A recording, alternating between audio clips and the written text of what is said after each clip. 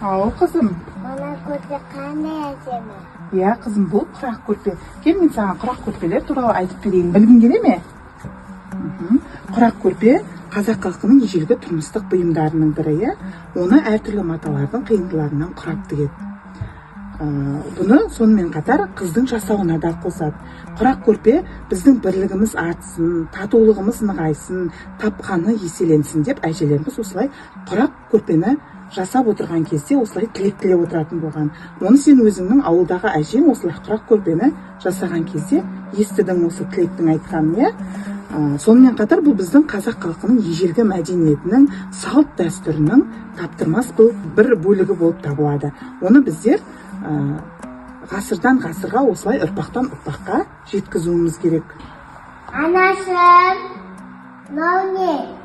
Қызым, бұл терме алаша.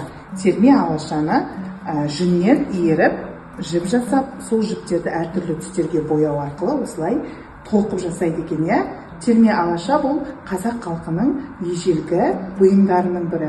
Бұны жерге төсеуден бөлек жарға да жаңағы іліп әсемдік үшін пайдаланады екен. Терме алаша қазақ халқының ежелгі дәстүрлерінің құндылықтарының сақталған керемет бұйымының бір түрі.